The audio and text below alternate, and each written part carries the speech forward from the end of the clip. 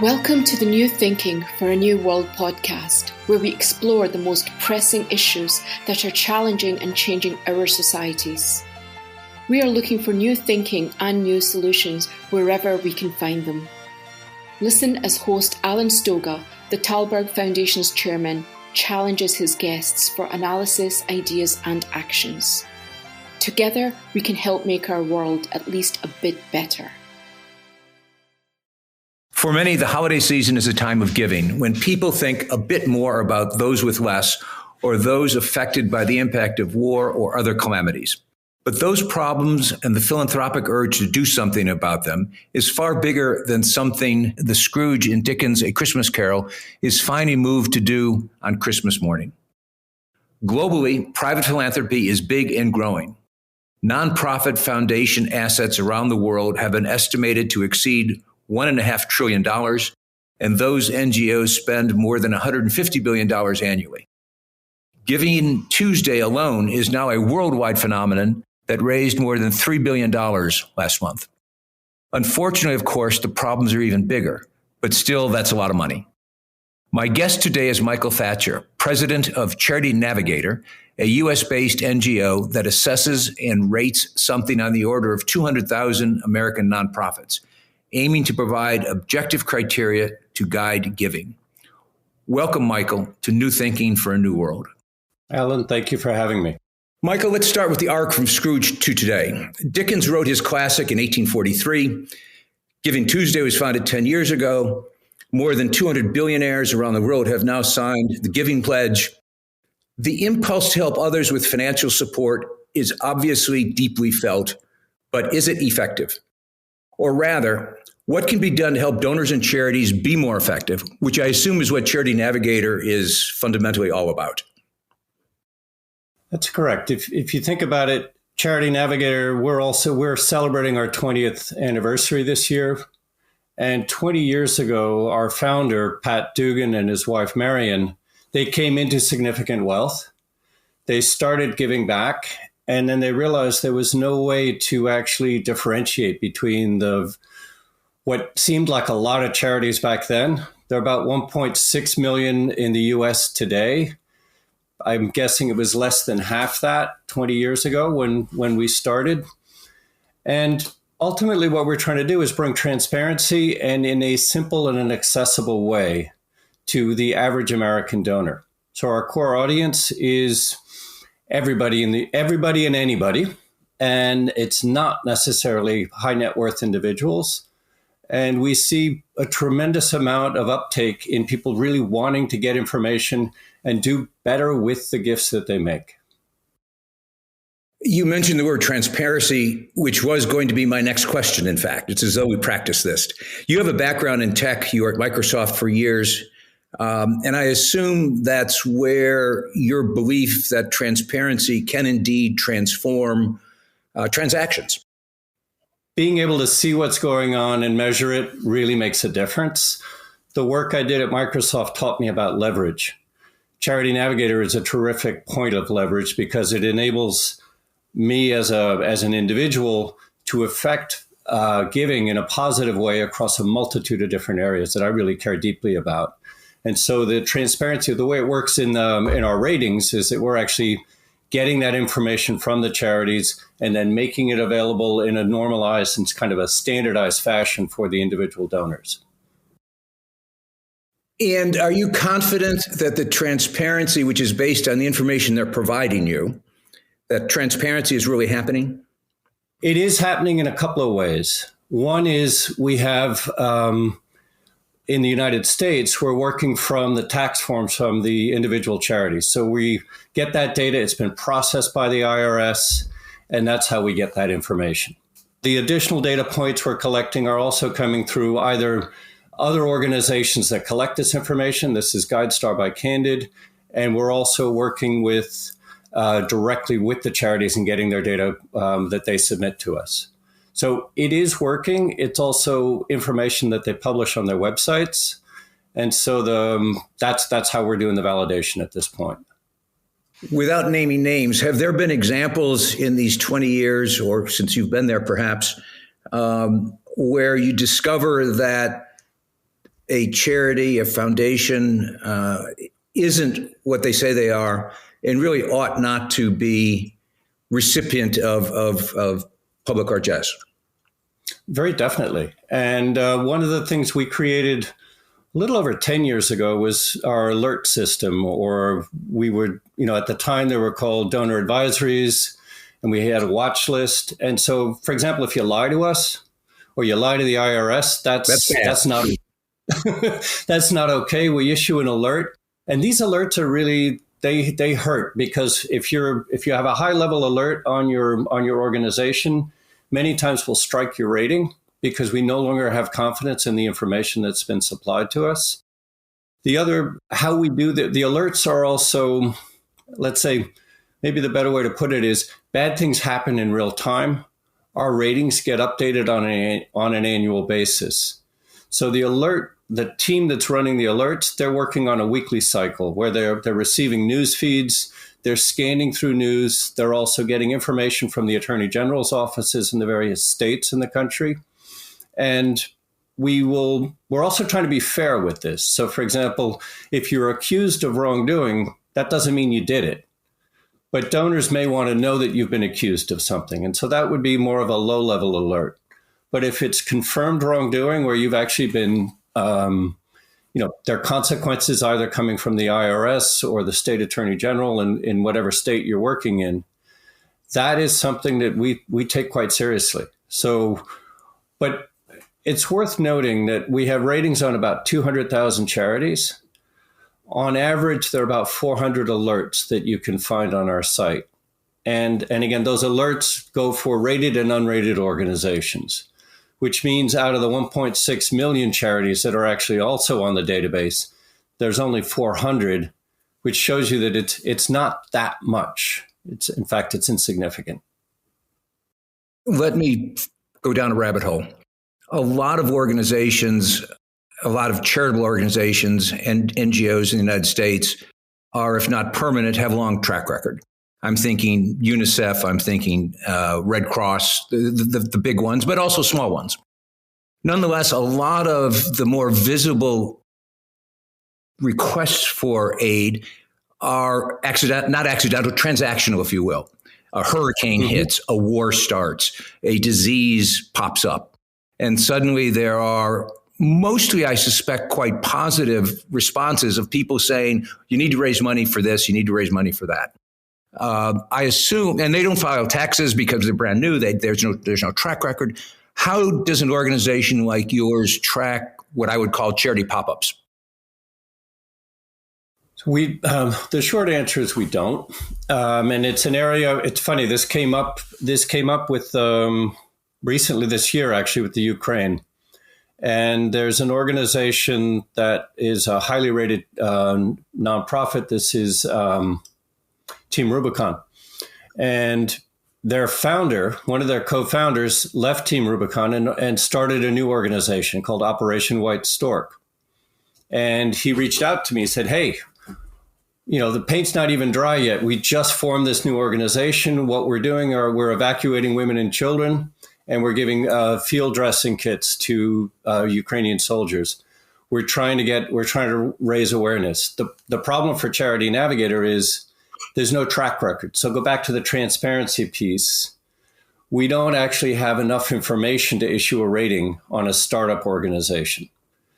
What we're looking at, and this is an area that fascinates me, because I know Will McNutley. He does good work. He did great work with Team Rubicon, and so it hurts not to be able to provide a rating. But at the end of the day, we really don't have any information to do an assessment. We could create an area like startup organizations, new charities. A big effort at Charity Navigator over the last few years has been to open up our database to a significantly larger number of organizations, particularly smaller and younger. But we're still looking for at least 3 years worth of data before we can issue a rating, because that way we can start seeing trends. Until we have the trends, it's hard for us to see what's going on. The other thing I do want to say about disaster giving or crisis giving is we take that pretty seriously, because it's also an area where Charity Navigator is of terrific value. If you think about it, you may care about the environment, but when there's a humanitarian issue, you may not necessarily have done any research on this. It happens fast. You want to do something about it quickly. We put together lists of highly rated organizations that are making a commitment that what the money you give to them is actually going to go to that specific crisis and clean up, recovery, whatever it is. We don't do the startup organizations, though. Initiatives like yours are predicated in part on the idea that philanthropy ought to be and can be democratized. How does Charity Navigator do that? Well, if you think about it, up until we existed, the average American's ability to get good information on charitable performance really wasn't there. And so I'd say, at least for me anyway, democratizing philanthropy is about putting as much information into people's hands as you can so that they can make smart choices. It's also one of the things I've observed in the U.S. is that there's a lot of fear of my money is going to be misused, or that I'm going to get ripped off, to kind of put it in simpler terms.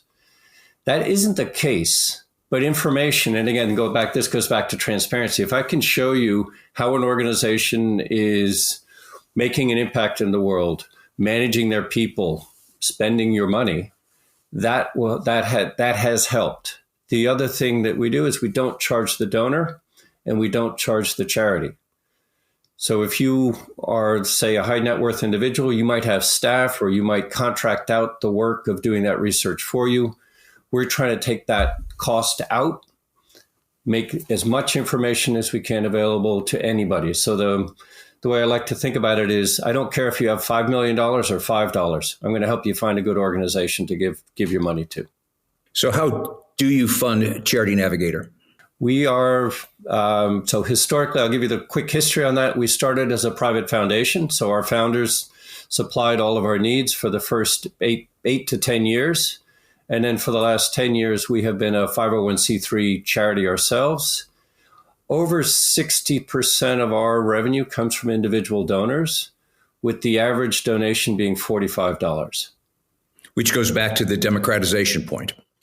Because of that funding model, that we need to reach a lot of people, and we exist to reach a lot of people. So that's kind of that's worked for us. We do get some sizable foundation grants here and there, and that has allowed us, for example, if you've noticed, we have a very, we've just refreshed the brand, and we have a new website that's just gone live. That was made available to us through a significant grant we received in 2021. If you feel that the world lacks global leaders, please help support the Thalberg Foundation programs. Individual donations are being accepted at thalbergfoundation.org/donate. That's TALLBERG foundation.org/donate. The Thalberg Foundation is global and philanthropy is global. I saw a recent Harvard Kennedy School report that said, much to my surprise, 40% of NGO foundations, at least that they could identify, are non-American. And those foundations have something on the order of $600 billion in assets. As I said, that surprised me because I know when I try to raise funding for the Thalberg Foundation, the notion that I often get back is, no, philanthropy at scale is an American phenomenon. Because of the IRS treatment of charity, you get a tax donation for it. That's why you give. How important do you think that really is to explaining American generosity? It's a tough question. I mean, if you think about it, the U.S. tax code has been, the charitable tax code went into effect in, I believe it was 1917. I mean, it's over 100 years old. That generosity, that helped us institutionalize philanthropy and also created a vibrant charitable sector. The fact that we're able to track it the way we do, and I think that recent numbers in 2021, it was $480 billion went into the sector last year. just in the United States. I don't know that we have the ability to track it quite the same way in other countries because we don't have that transparency. In the and the other element of this, which is part of the U.S. tax code, is a charity's tax filing is a public document, and that's allowed us to exist. For example, it's also allowed us to scale, given the digitization of information. I've lived in other countries, and I've always seen generosity. I think generosity and philanthropy is human. That's something we do. We care for each other. It's also part of most organized religions have an element of giving back in them.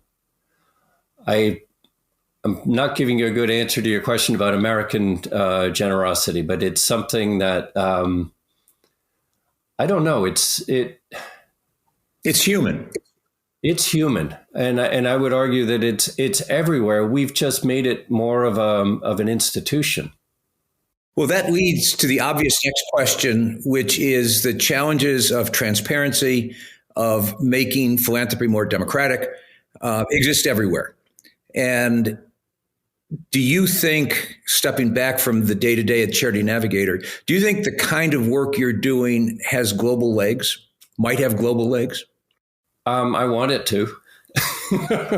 I took this job while I was living in Singapore and did a tremendous amount of work on international standards when I was at Microsoft. And so my goal when I came to Charity Navigator 7 years ago was let's get this right in the United States and then go international with it. I do have almost quarterly phone calls or email exchanges with folks in other parts of the world asking can we think of setting up a Charity Navigator in this country or in that country? There's tremendous interest. The challenge is actually it's the appetite for transparency within the charitable sector, and sometimes it's the structures of government structures that may or may not be as conducive to it. I do know that there's we have a tremendous number of international charities that we do rate because they have a strong presence in the United States. So that is one area. But having set up, we have yet to set up a Charity Navigator in another country, and I do see that happening. Well, your Microsoft background and your international background, your global background, Singapore as an example, you know the difference in data sets. And clearly, as you've already said, having the IRS peering over foundation shoulders has made what you do, as you said, possible. So as you think about the rest of the world, you'd have to find it probably would have to be a different model somehow, don't you think? Yes and no, because one of the things it's happened at Charity Navigator, and I think it's happening everywhere, is we're moving away from just looking at where money gets spent and trying to determine what actually gets accomplished with that money. So, put it in simpler terms, we're trying to evaluate impact of the organizations.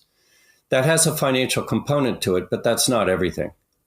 And when you're doing an assessment of impact on an organization that's preserving eyesight, let's say, the financials matter, and we care about sort of cost per outcome, but eyesight, measuring how many people have, retained their eyesight or have regained their eyesight, that's the interesting point of measurement. We're collecting that data. What I think is going to be harder in other countries is potentially audit or validation of the information we collect and our ability to do that effectively.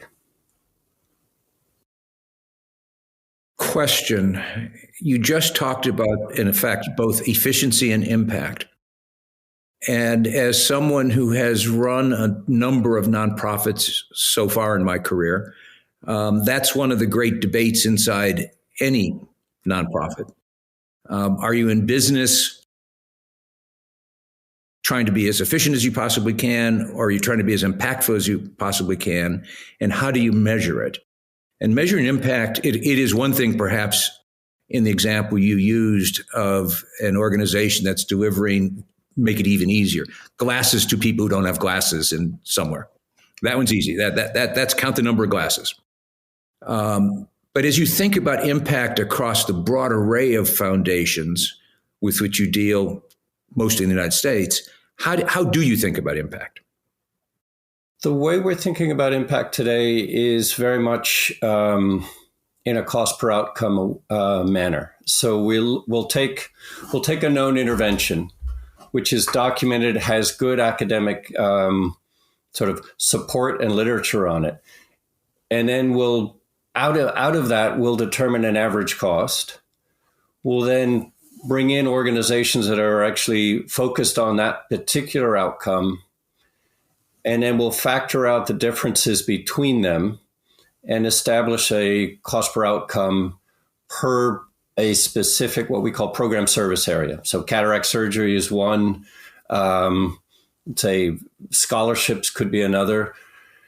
We do this, we're doing this one at a time. We're increasing the number of program service areas that we're able to actually do what's essentially it's not an impact assessment. It's a cost per outcome of a known impactful intervention. And today we're only doing this within direct service areas. We're not, take something like advocacy. Your cost per outcome is going to be a little bit tricky on that. And so we don't have an answer for that today. This is why this is kind of an endless job, because we have to keep figuring out new ways of, and broadening what we cover with what we're doing. And the goal in all cases is, again, to provide donors and probably other foundations as well with more information than they had before you came to the table. Absolutely. And I think, and go back to sort of the young startup organizations, where our desire would be that the ratings are also kind of guidance for the young up and coming charities that are figuring out how to get going and things to aim for.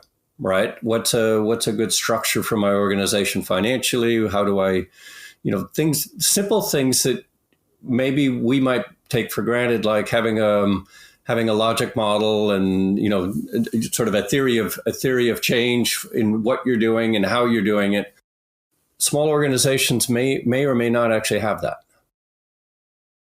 Again, because I tend to think about things in their global context, I would think what you just said is doubly true outside the United States, in the sense that in most of these sectors, the not-profit sectors or sectors where not-profits are active, there aren't objective criteria against which you can compare yourself. And to some extent, that's one of the directions you're headed in. What does it cost? What ought it to cost to produce X outcome in this context? Are you seeing interest? Do people outside the United States, NGOs outside the United States, understand and access that information for that purpose? Or is that, again, something that can happen more in the future as you continue to grow?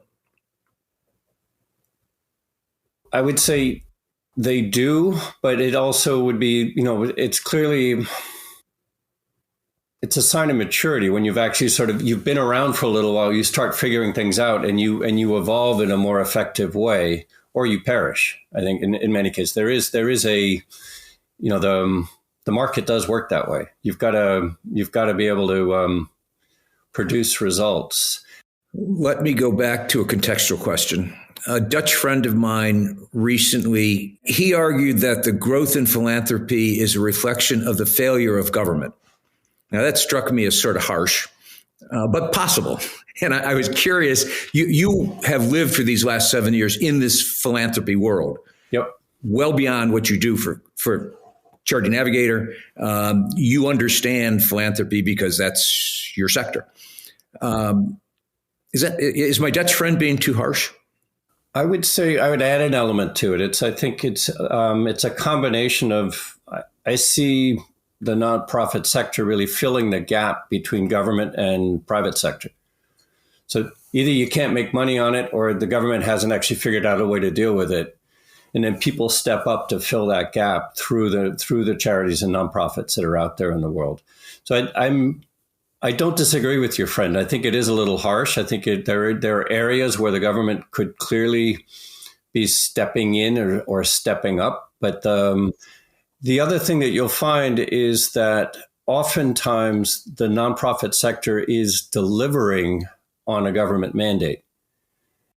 Going back to the Dutchman, that is part of this view that governments in Europe in particular do things that our government in the United States does not do. So therefore, we need a charitable sector to fill in the gap. And that's a sort of simple model that I'm not sure is as true as it is in caricature. But I suspect that is the perception in a lot of the world, that it is the absence of an American social safety net that is effective, that creates this massive demand for NGOs. And it's one of those things with a little bit of truth, but maybe not as much as the caricature. I could see the argument saying that because we're not as socialist in our political structures, we have a vibrant nonprofit sector that's actually filling the gap. I could totally see how you could take that argument. I think it'd be interesting to see, and I don't know this number, how many nonprofits exist in Holland, for example, because I know they exist. Last question, looking forward, where would you like this initiative to be, say, 10 years from now? 10 years from now, I would love to see us have sort of a simpler and intuitive system that actually had global coverage. I really would like to see us help you find an organization anywhere in the world that was doing what you were looking to do, and then be able to differentiate between the different choices there.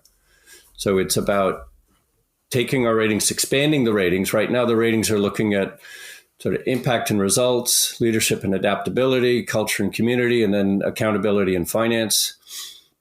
They're not equally populated, all four of those areas that I've described.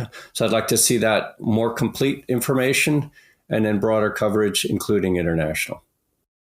So, and not to trivialize anything, going back to Dickens, whoever's going to write the next iteration of A Christmas Carol, when Scrooge wakes up the next morning, he gets on his computer and he goes to Charity Navigator UK and discovers what he can do for Tiny Tim. Exactly. Thank you, Michael, for what you're doing. Thank you for the Charity Navigator work. And thank you for this conversation. Thank you, Alan. It's my pleasure. Thank you for joining us. Please rate our show on Apple Podcast and subscribe. Meanwhile, you can find us on Facebook, Twitter, and Instagram. Or you can subscribe to our newsletter at tallbergfoundation.org to learn more about our work. That's TALLBERG foundation.org. Thank you, and we'll be back again next week for another episode of Tallberg's New Thinking for a New World. This podcast was brought to you through the generous support of SNF, the Stavros Niarchos Foundation.